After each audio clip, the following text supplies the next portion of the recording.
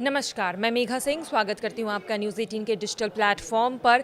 क्या अब 2035 तक पाकिस्तान के सेना प्रमुख रहेंगे असीम मुनीर? तख्तापलट के बिना भी सत्ता में रहने के लिए क्या 10 साल तक का प्लान बनकर तैयार हो चुका है?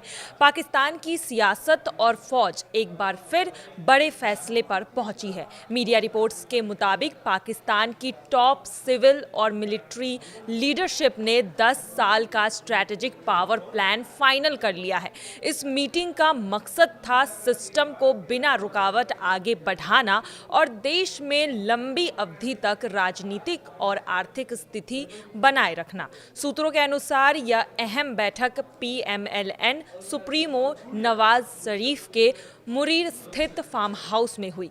इसमें प्रधानमंत्री शहबाज शरीफ, पंजाब की मुख्यमंत्री Maryam Nawaz, army chief field marshal Asim Munir और ISI chief lieutenant general Asim Malik मौजूद थे। बैठक में सबकी सहमति से यह फैसला लिया गया है कि असीम मुनीर को आर्मी चीफ के तौर पर 5 साल का एक्सटेंशन दिया जाएगा। मुनीर का मौजूदा टर्म 28 नवंबर 2025 को खत्म हो रहा है।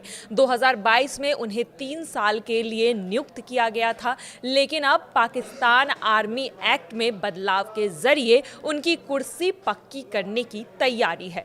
संभव है कि वह 2035 तक भी एक्सटेंशन के जरिए सेना प्रमुख बने रह सकते हैं, यानी बिना तख्ता पलट के वह सत्ता संभाल सकते हैं। सूत्रों ने यह भी बताया है कि सरकार इस एक्सटेंशन को कानूनी चुनौती से बचाने के लिए संवैधानिक सुरक्षा देने पर भी विचार कर रही है।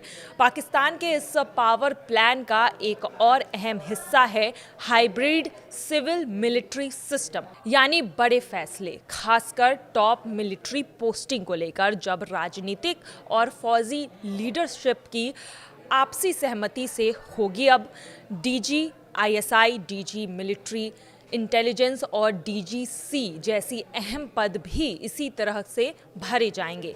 ISI chief lieutenant general Asim Malik अक्टूबर में रिटायर होने वाले हैं, लेकिन सूत्रों के मुताबिक उन्हें भी ये एक्सटेंशन देने के लिए इस पर चर्चा चल रही है। उन्हें भी ये एक्सटेंशन दिया जा सकता है ताकि सिस्टम में कंटिन्यूटी बनी रहे।